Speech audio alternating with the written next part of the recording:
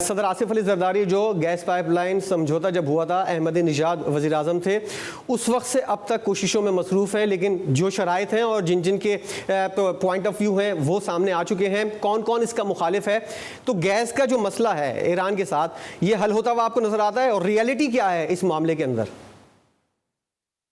देखिए, ये तो साजिद साहब थोड़ा लॉन्ग टर्म प्रोजेक्ट है और इसके ऊपर इसकी इम्प्लीमेंटेशन होते हुए और इसके बाद जब इसकी ये प्रोजेक्ट जो है वो जब इंशाअल्लाह ताला जब अगर हो जाएगा, अचीव हो जाएगा, तो उसमें बड़ा टाइम लगता है। लेकिन हमारी जो इश्यूज़ हैं वो बड़े शॉर्ट टर्म हैं। हमारे इश्यूज़ अगले 6 महीने में क्या होगा, अगले 1 साल में क्या हो जाएगा, इसके इश्यूज़ हैं।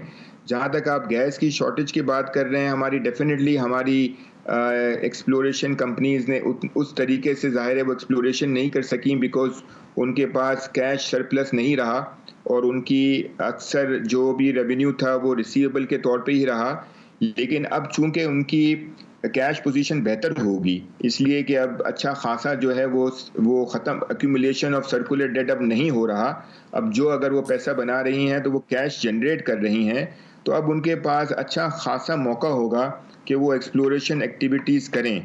और जैसे ही वो एक्सप्लोरेशन एक्टिविटीज़ करेंगी तो हमारे जो ज़खायर हैं और जो नए हमारी फील्ड्स हमें होंगी, उसकी वजह से हमें एडवांटेज मिलेगा। ना सिर्फ गैस बल्कि ऑयल की बात भी मैं कर रहा हूँ। तो डेफिनेटली हमारी शॉर्टेज चल रही है, लेकिन इसको किया जा सकता है अगर हम सही तरीके से मैनेज करें। और हमें सबसे इम्पोर्टेंट चीज़ यही है कि हमारी ऑयल डिपेंडेंसी और गैस डिपेंडेंसी जो है वो इंपोर्ट की वजह से ना हो। हमारा RLNG का हमारा इंपोर्ट बहुत ज़्यादा होता है, हमारा ऑयल का इंपोर्ट होता है, वो डेफिनेटली इसलिए होता है कि हमारे पास अपने ज़खायर नहीं हैं।